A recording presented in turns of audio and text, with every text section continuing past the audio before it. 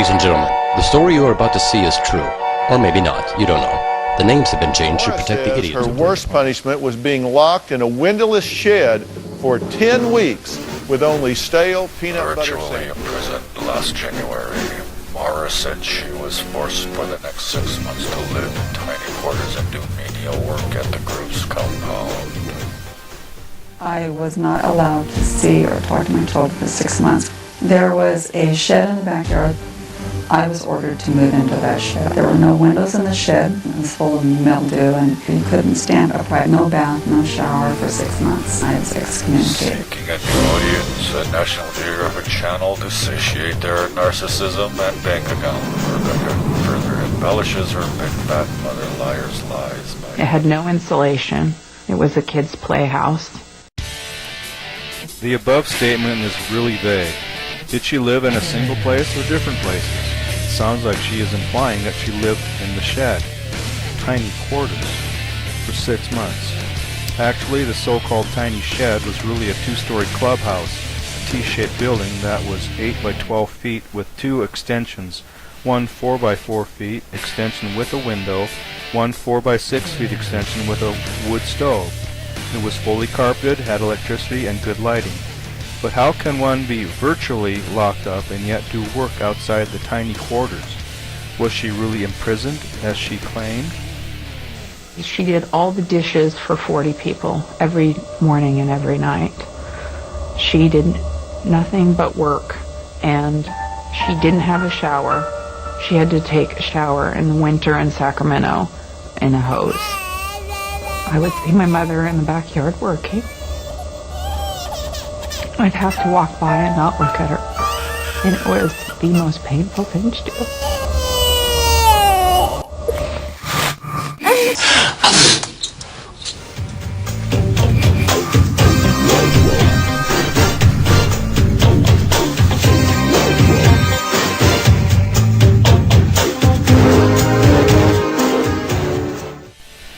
The organization moved her into a workshop.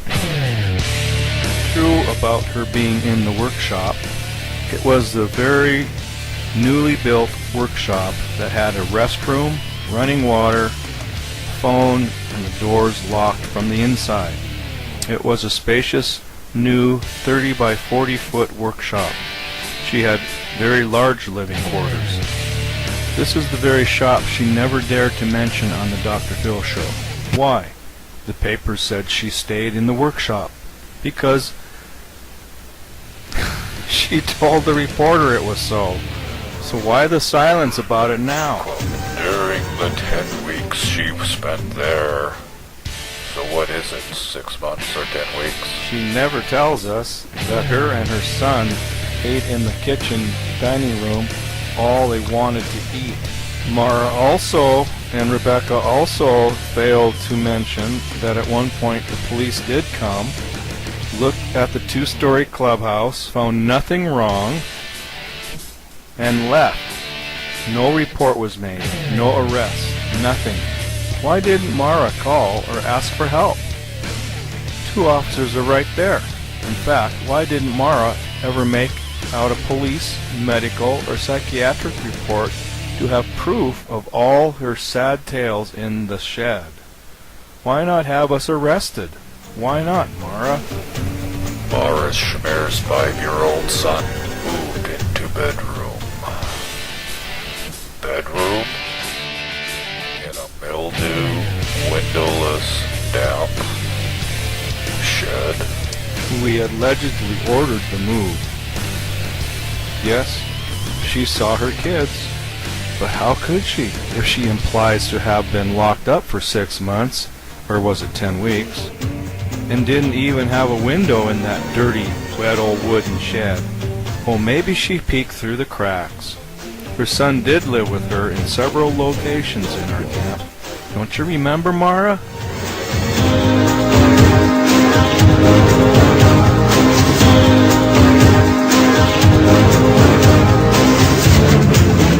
Former member alleged she had been brainwashed, separated from her children, and then forced to live in a shed like an animal. man turns animal. Amber was forced to move into a 5x10 wooden shed where she lived for 10 weeks. The woman's daughter also belongs to the group and, according to the Greens, is ashamed of her mother's actions. Everybody from those days knows perfectly well that Mara and her daughter never get along. The real reason for Mara's problems, the Greens concluded, was serious misconduct. This is the city. I work here. Army of God, an elite force of warriors in training for some. Their headquarters consisted of middle-class, meticulous, kept communal houses for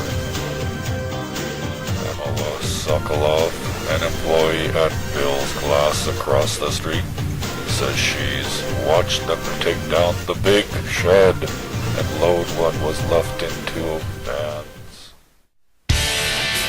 That big shed was the new workshop where Mara lived for a time and had constant access to a phone, toilet, sink, and space.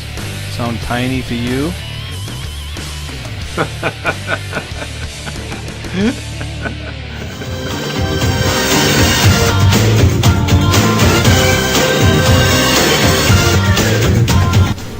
Jerry Extell, a senior pastor at New Hope Christian Fellowship, has also consoled ex-members, including Mara Schmier. Mara was never held physically captive, but by fear, Extell said. At last.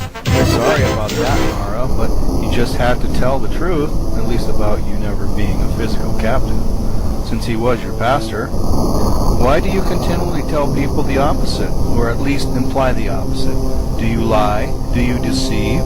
Well, we're all waiting out here. Richard Abrams continues, quote, "It was in fact Mara's 20-year-old daughter who sent a recent letter to local media titled The $20 Million Lie.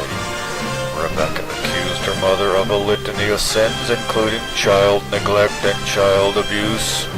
Unquote. Lieutenant Colonel Philip Jordan, a.k.a. Stephen Schmier, last week called his ex-wife's accusation fantastic lies.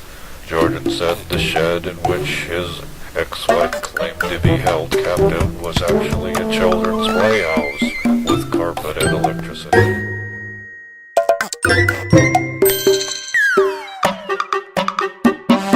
Said he and Mara chose to divorce after she became involved in an extramarital affair. He said his ex-wife chose on her own to move into the clubhouse after we were divorced. Woo! Get her power! Mom! Yeah! You started to squirm. And when most clowns lie, they usually start squirming just like you did. We've noticed that too, haven't we, Molly? Well, I shake my bones and I shake them well. When I'm lying, you know you can tell. Liars, liar, pants on fire, hanging from a telephone wire. Squirming, squirming, pants are burning. When I lie, my hips start turning. Well, I wiggle up and I wiggle down. See me twitch, 'cause I'm a fibbing clown. Shake, shake, shake, baby, shake your body higher. Shake, shake, shake, baby, you can tell that I'm a liar. Liar, liar, pants on fire, hanging from a telephone wire. Squirming, squirming, pants are burning. When I lie, my hips start turning. Squime, squime, squime. Squime, squime, squime. Liar, liar, pants on fire, hanging from a telephone wire. Squirming, squirming, pants are burning. When I lie, my hips start turning. Liar, liar, pants on fire, hanging from a telephone wire. Oh, I almost forgot the reason I came here in the first place. Special delivery. Unlock this door with the key of imagination. Beyond it is another dimension, a dimension of mind. You're moving into a land of both shadow and substance, of things and ideas. You've just crossed over into Here the we Twilight find Zone. Marshner's filling out ACMTC's monthly progress report. All Corps soldiers fill these out, and she wanted to continue doing so even after we dismissed her. In general, how can we explain these handwritten letters in comparison to all the media reports? When asked by a reporter about these letters, seeing that she couldn't deny their existence, she simply told the news that in these letters to us, the generals, she wrote what we wanted to hear. If this is so, which we do not believe for a moment, then she lied and used deceit. If she wrote out of a halfway repentant heart, and we believe this is the truth, then she lied to the courts and to the media also. She damns herself either way. Let me highlight several things from letter number 2 in contrast with her testimony under oath and other reports. So you lied? No, you really shouldn't lie. Well, I kind of knew you were lying. I have walked foolishly and uncircumspectly. I have not been sober, therefore I have been easily deceived. I have been proud, thinking I was all right, while all along I have been wretched and displeasing in God's sight. I have not taken the counsel of the Lord, but instead I have leaned upon my own understanding and listened to lying vanity.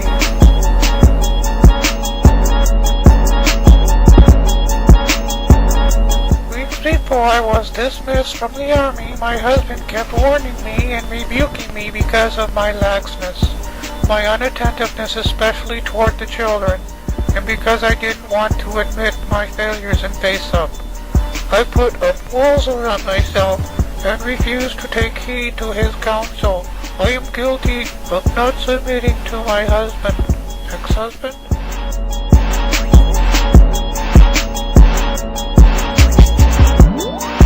I am guilty of jealousy, envy, and strife. I have been jealous of some of the younger women who are more apt than myself. I have been guilty of selfishness, self-centeredness, not preferring my brother or sister before myself. I have been guilty of slothfulness, not giving God my all. Although I was always busy doing this or that, oftentimes I could have managed my time better. And some things I was doing were not necessary. My attitude at the art shop was not always good. I believe what God is most angry with me about is that I've refused His correction, especially in the area of the correct rearing of my children. I have taken God too lightly, and my repentance have been fake because I continue to fall back to my own understanding, blah blah blah blah. I realize now how holy this ground is, how much I've taken it for granted, how unthankful I've been, what a privilege it is to be in the army of the Lord, how much I long to be re-enlisted as an NCO, even a private. This is the cry of my heart. Just the facts, ma'am. It is until Bob Blazer got a hold of me and concocted a scheme to build $20 million out of me. John, it's a health visitor to see you. Oh, hello, Mrs. Daniels. Thank you, Mummy. How are you feeling today, John? Oh, yeah, I feel good. Good. Miss Daniels? Yep. You look well sexy today. Thank you for coming. Oh, it's my pleasure, John, as always. How's the exercise routine going? Oh, thank you. Really well. I knew you'd ask that. Thank you. Well, every day I do half an hour on the exercise bike. And are you getting out and about, doing some walking? Oh, thank you for asking that. That shows a kind and caring personality, that does. So thanks for that. Every day I go 2 miles to the swimming pool, and then once a week I go to Weight Watchers. Thank you, Weight Watchers. And is your weight coming down, John? Oh, yeah. John, is any of this actually true? Just the facts, ma'am. No. I don't understand you. You do want to get better, don't you? Oh, yeah. More than anything in the world. Good. That's really good to hear, because have you stopped snacking on the pork pies at least? Yeah. More pork pies, John? No.